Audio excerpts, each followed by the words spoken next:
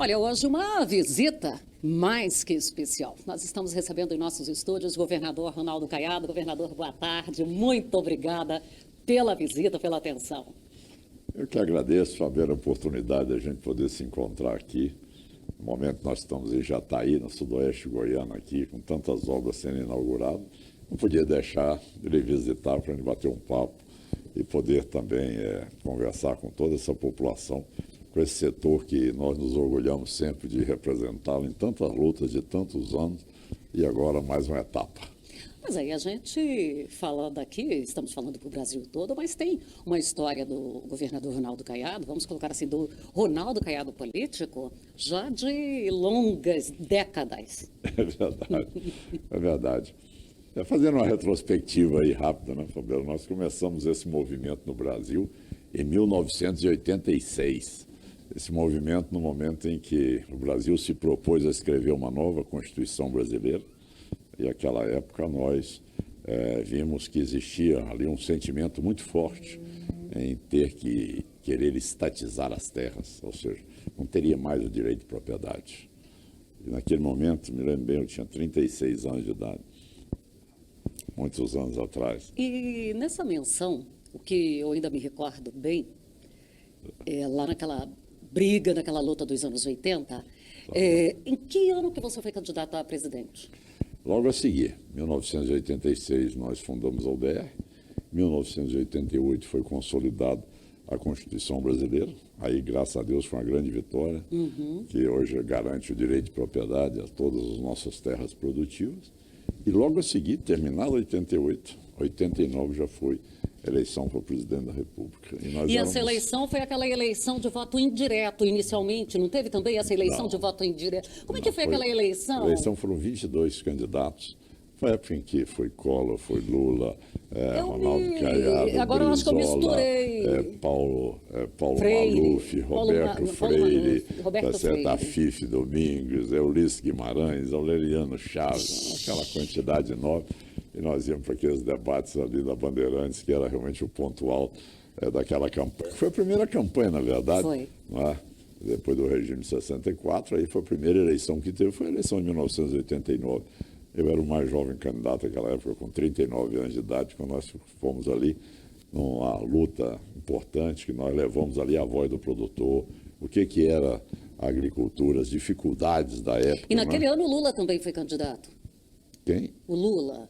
Foi candidato. Que eu me também, recordo lógico, dos debates. Lógico, eu me recordo do governador verdade. confrontando o Lula, até num jatinho branco com cavalo branco, Exatamente, que teve uma... Isso aí, aquela história toda ali da Lubeca e tal. E aí depois daquele Minha memória está ruim, mas não está tão ruim. Tanto, mas aí nós passamos aquela etapa, né? E aí em 90 teve a eleição para deputado federal e eu fui eleito deputado federal. Aí eu já entrei no Congresso Nacional e uma das primeiras medidas que nós tomamos, tá certo?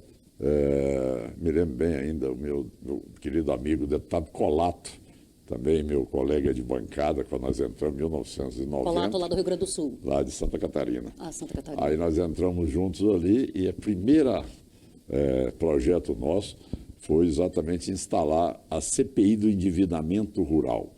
Aquele momento onde os produtores rurais tinham tomado empréstimo para comprar um trator, deviam 20 tratores para poder tirar um crédito para plantar uma lavoura, deviam a produção de 100 outras lavouras. Depois. E aí foi aquele colapso todo da agricultura, várias pessoas nossas infelizmente suicidaram, quebraram, e foi aquele momento que nós instalamos a CPI do endividamento rural, e daí que partiu a securitização.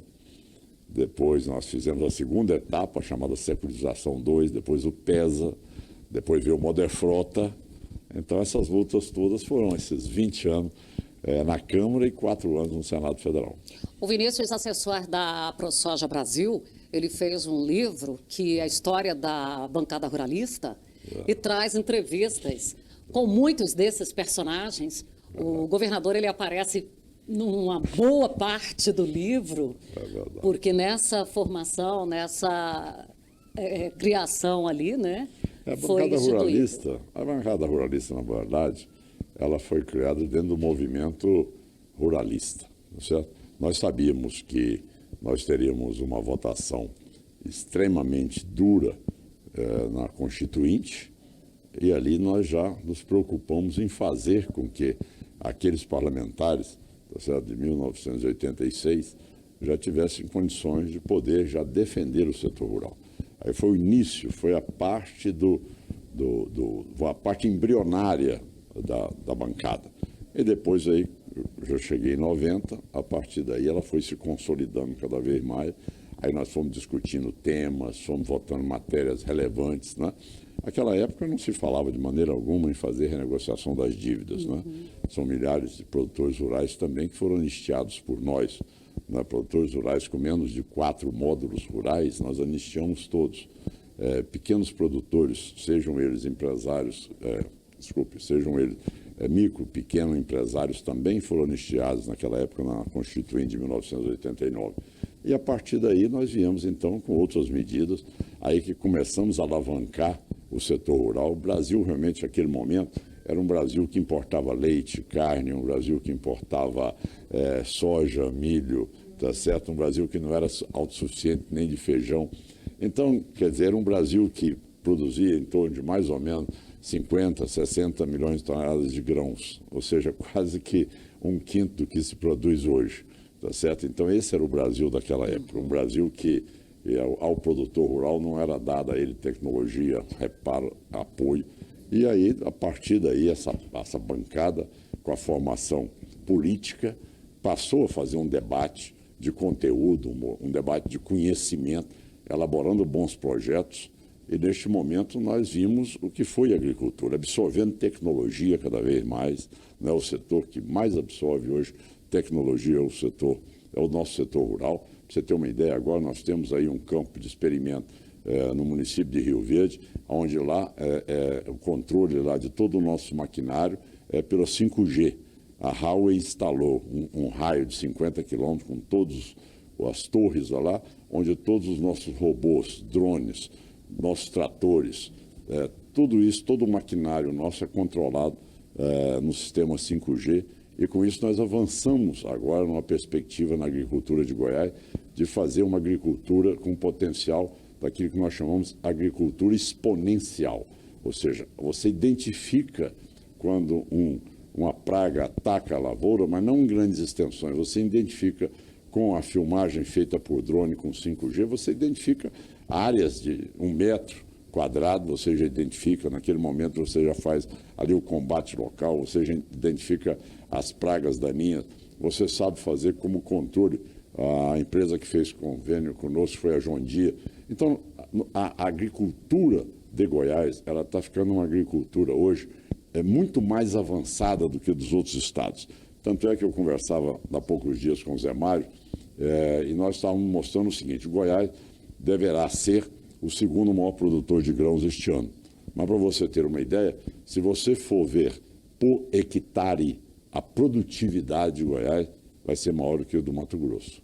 Então isso mostra que nós estamos usando o que existe de melhor em termos de tecnologia para fazer com que o rendimento por hectare seja o melhor possível. Bom, e Goiás? Como é que está? Porque a gente tem visto aí trabalhos, como, por exemplo, com mandioca para a produção de cerveja. Então, como é que está esse agro para o pequeno, nesse desenvolvimento, vamos falar ali, multiplicando em outras regiões? Essa talvez seja a parte mais desafiadora que nós temos, certo? E a partir daí, eu me comprometi como governador em poder avançar muito nessa parte, porque as pessoas eram assentadas, largadas, ou a agricultura familiar não tinha nenhum respaldo. Olha o projeto que nós fizemos. Nós identificamos todos os assentamentos. A partir dali também todos os assentados.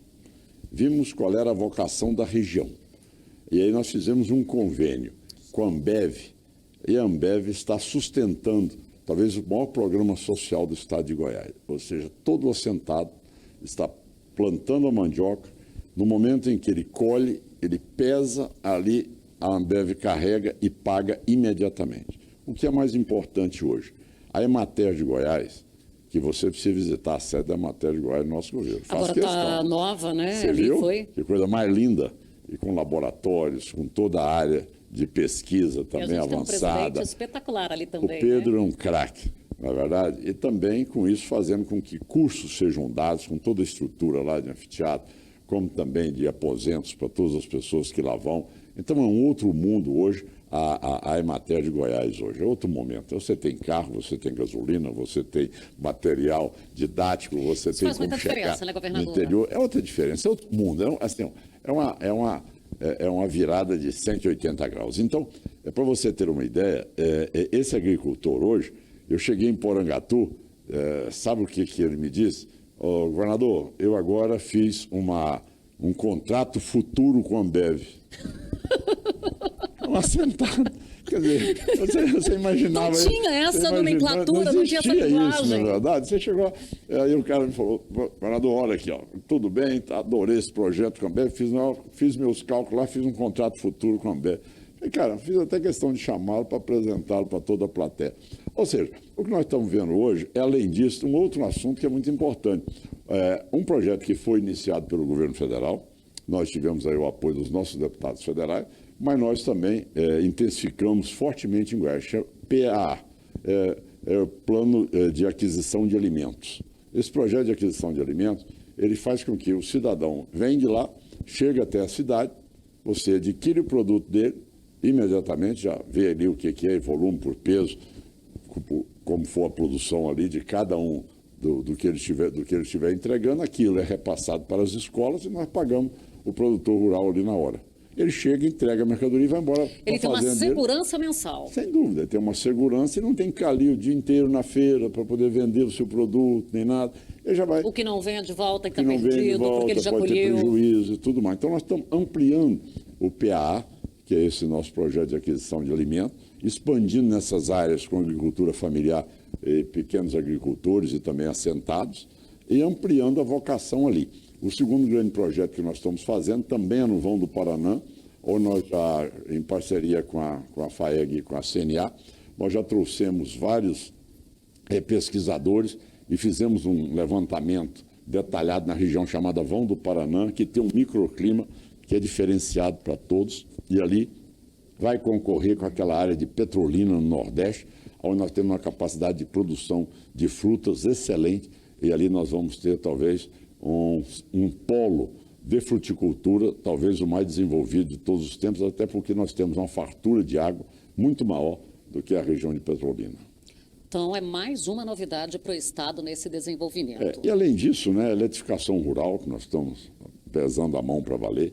Agora, neste momento, isso aí merece talvez um outro encontro nosso aqui, mas é uma discussão sobre essa situação crítica que Goiás vem sofrendo em decorrência da privatização da CELG, né, em que a Enel realmente não consegue atender até aquilo que ela se comprometeu a entregar no 5º ano, que faz agora, no final de 2022, da compra dela, já que ela, para comprar a CELG, além dos incentivos que ela recebeu, além dos prejuízos que ficaram nos ombros dos goianos, onde o Tesouro de Goiás, no governo anterior, assumiu 7,5 bilhões de dívidas para o povo goiano pagar, e ela foi vendida por 1,1 bilhão.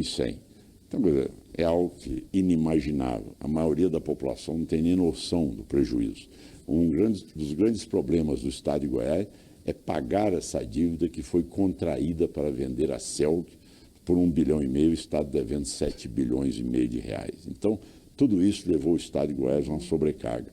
A CELG não deu conta de atender toda a parte do qual a ANEEL definiu como sendo critérios. Para você ter uma ideia, hoje, o povo goiano hoje sofre com a pior empresa distribuidora de energia, com a falta de energia hoje no estado de Goiás de 18 horas e 20 minutos, onde em outros estados você tem um máximo de 8 horas.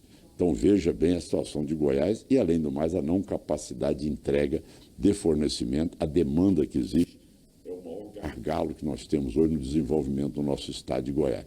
Agora, isso tudo, agora nós vamos fazer um trabalho forte com a nossa bancada de deputados e senadores, para que, chegando antes do final do ano, possamos ter aí um outro leilão para que outra empresa que tenha condições de estrutura capaz de poder realmente assumir a distribuição do estado de Goiás. Então, é um momento extremamente delicado e importante para o futuro do nosso estado de Goiás. E a parte logística nós temos recebido aí, na parceria com a FAEG também, com os demais prefeitos, né? Por exemplo, aqui em Jataí, nós recebemos o projeto executivo aqui da rodovia, aqui da 180, não é? Das mãos do prefeito. Já não entregou os projetos executivos. Então, nós já licitamos e já vamos começar a 180, que ninguém acreditava. A Estrada Velha, acabamos de entregá-la agora, não é? A 184, não é? Está lá toda com pavimento, você precisa passar lá. O padrão de rodovia federal, tá certo? É o padrão das rodovias nossas em Goiás. Você não vê diferença nenhuma. Você vê lá um acostamento que cabe realmente o carro quando tem problema, você vê a pista de rolagem toda com CBUQ, toda sinalizada. Enfim, é aquilo que nós estamos fazendo. Nós não vamos fazer nenhuma obra meia-boca. Vamos fazer com qualidade para que o produtor amanhã tenha condições de fazer o transporte da sua safra e, ao mesmo tempo, tenha segurança e garantia para produzir. Lógico que não se faz tudo de um dia para a noite. Na verdade, pegar um estado quebrado, como eu peguei, bloqueado no Tesouro Nacional, você sabe que aí, para renegociar essa dívida, não foi fácil. E agora, aplicando corretamente o dinheiro, nós estamos investindo muito em rodovias, pontes, como também na educação. Você já sentiu a diferença, nós somos o primeiro lugar no Brasil, você já sentiu a diferença na segurança pública. Hoje o cidadão mora na fazenda ou na cidade, na verdade não é incomodado, até esquece, né? Até esquece do que ele vivia 5 anos atrás. Ele hoje nem lembra mais daquilo. Mas é algo que nós temos que reconhecer cada vez mais a competência dos nossos professores, nossos policiais militares. E a saúde, você vê que nós dizemos aqui uma mudança substantiva aqui dentro da cidade de Jataí. Né? Um hospital Padre Tiago aqui, que só no nosso governo haviam assinado contrato em governos anteriores, mas nunca receberam um centavo. Nosso governo, nós cumprimos desde a primeira data da assinatura, repassamos o dinheiro religiosamente em dia, os leitos de UTI estão abertos, nós estadualizamos o hospital municipal, ampliamos o atendimento, abrimos leitos de UTI, salvamos milhares de pessoas na pandemia e agora estão os leitos aí servindo para a população nas cirurgias eletivas, nas urgências, atendendo também aqui. É um exemplo, igual nós fizemos em Jataí, nós fizemos também mais 8 cidades do estado de Goiás e ampliamos os nossos leitos para 23 cidades no interior, que só se tinha em Goiânia, Anápolis e Aparecida. Então, isso aqui é a regionalização e o respeito ao interior do Brasil e de Goiás. Bom, acho que se a gente ficasse aqui conversando, nós poderíamos ficar ainda mais 2, 3 horas tranquilamente. Legal. O pessoal está aqui com pressa também. Eu quero agradecer, quero registrar. O prefeito Humberto Machado está aqui acompanhando o prefeito. Um abraço, muito obrigada pelo carinho, sempre com respeito aqui com a gente. O deputado federal e presidente da FAEG, Zé Mário Schreiner, parceiro nosso de longa data. Também Daniel Vilela está aqui. É um jovem que a gente não pode falar muito, né? Porque senão vai achar que nós somos velhos, né? Senão vão pensar. Mas eu me recordo do Daniel nos comícios, ali no início dos anos 90. É verdade. Agora já está bem mais maduro e com muito mais quilômetros. Não, e aí ele lá brincando, sabe? Ele estava lá brincando, né? Verdade. Aí, a nova geração da política. Hoje já é uma nova geração. Para quem não é daqui, não conhece, Daniel é filho do ex-governador Maguito Vilela, que nós perdemos no início do ano. Governador, muito obrigada. É uma honra muito grande tê-lo aqui. Você sabe que eu estou aqui. Você me convidou, eu sempre dou uma passadinha por aqui para a gente bater o papo. Muito obrigado. Um abraço a todos os telespectadores.